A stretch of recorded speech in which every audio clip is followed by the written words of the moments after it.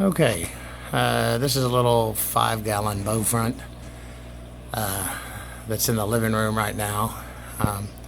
The fish in it is a Neolamprologus poulter, or a daffodil cichlid. This is from Lake Tanganyika. I actually have her in here, letting her grow out some before I actually put it in the big tank. And where I got it from was another guy in a club, of course. And he only had one of them. So these guys are pretty peaceful when they're by themselves. But if you get a pair of them, they become like very aggressive, let's just say. And even though they stay relatively small, like 2 to 2.5 inches, they have no problem getting all up in the business of much bigger fish. So to protect their territory and their brood and stuff.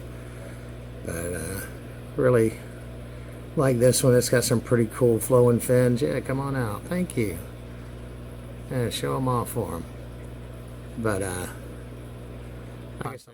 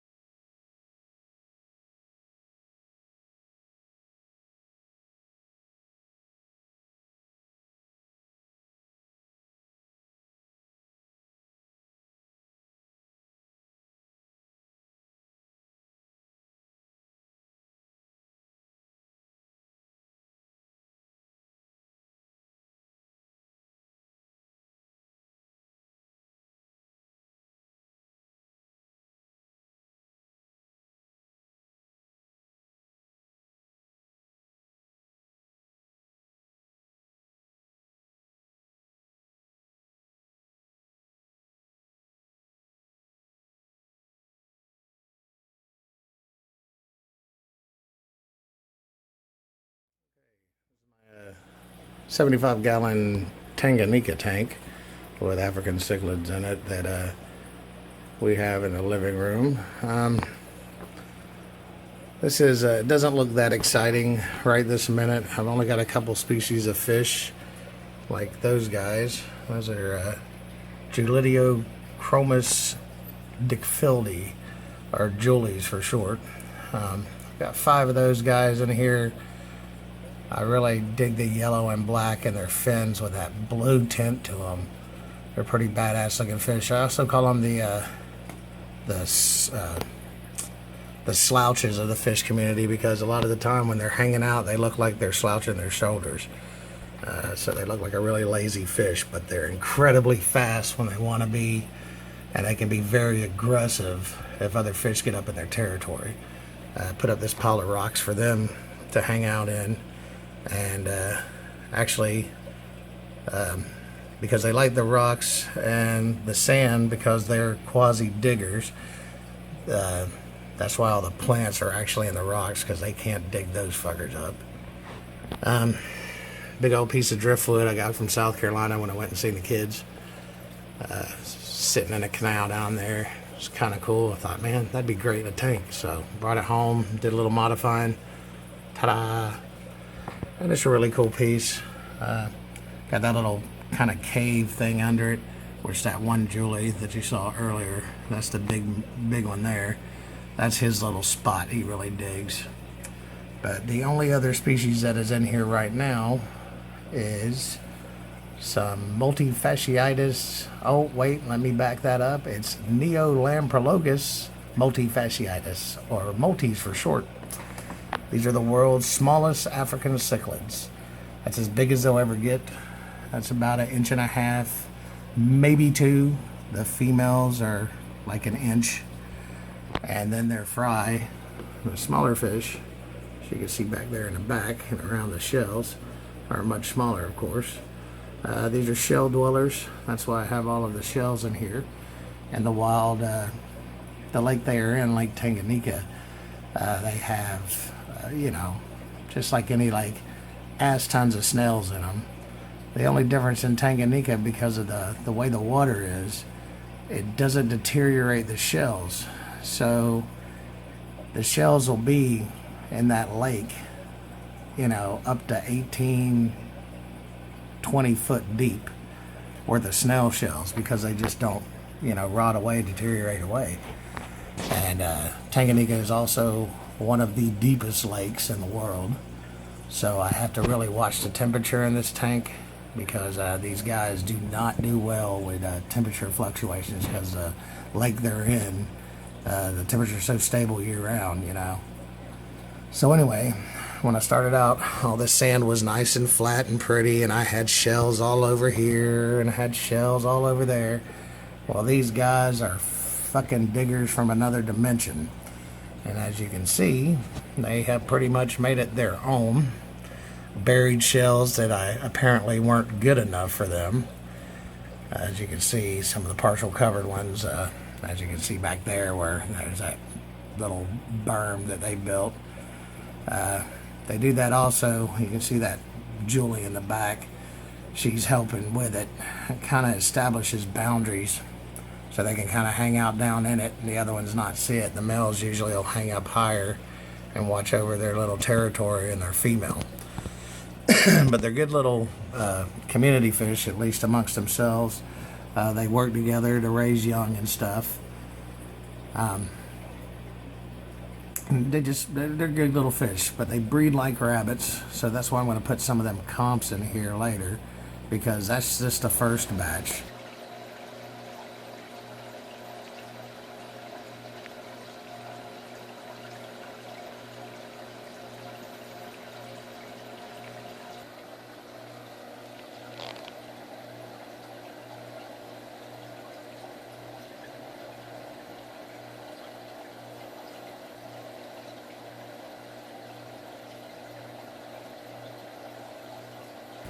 And we're probably not going to be able to see any with this camera, but the other day, past weekend, I was sitting here just looking at the tank like this, watching some of the fish down here, because I like the way that they, you know, with their shells, the way they put the sand around it, but they've still got enough room to get in and out of them and live in them. But there's a shell right there where that female is above. That there, and underneath those other shells around there. Let's see if we can sit here for just a second. You look really, really hard. We might be able to see a pair of eyeballs in the sand or on one of those shells.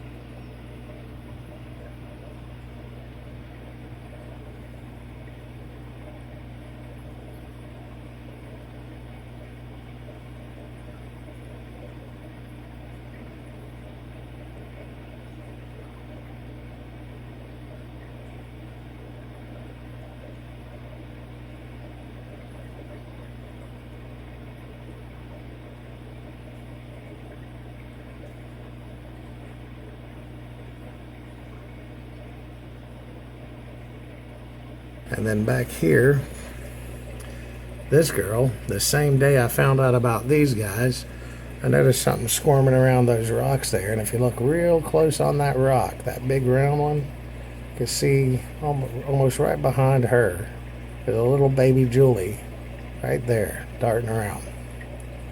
There's one. I've counted about 5 or 6 of those. So apparently this tank is doing really well because everything in here is breeding. So thus, you know, I'll let them have their fun for a while, and then once it starts getting too drastic and too crowded, then I'm going to introduce those comps, and if nothing else, it'll thin out the herd some. This will be after I have snatched some out, because I have a couple people, including a fish store over in Holden, that's interested in having a batch of these multis. But he wants like 10 of them, and right now it's a little too early for me to snatch. If I have 10, I'm not going to have enough. So I'll wait for this other batch to come out, see how many comes out of it, because the last one had 8. I started with 6 fish, and a pair of them had 8, and we'll see how many's in this one. And I have no doubt that the other ones might be breeding too, because there's another breeding pair right here where the female is hanging out by her shell. They may have fry, but like I said, they're so small, it's so hard to see, and they usually hang out in the shells until they get quite a bit bigger before they start really venturing out too far. But yeah, like I said, my Tanganyika tank, I've got about, other than them comps, I think 2 or 3 more species I'm going to put in this tank. The problem is that most fish stores only carry what is the most popular stuff, and that's usually the Lake Malawan cichlids. People like them a lot more, and I really dig the Tanganyikans. They have some really awesome looking fish too, but they're just not as popular. So it's really hard to find these fish around here, even within the club. Some people have them. Not everybody, has success with breeding their fish. So it's really hard to find them. Or if I do find one at a local fish store, they usually want $20 a piece for them. And I'm not paying that for a fish. Not when I can get them, next to nothing or for nothing. So I'll just be patient. This tank will just keep growing. I'll just add to it as we go along. And eventually it'll be pretty badass when it's all said and done. But me 75.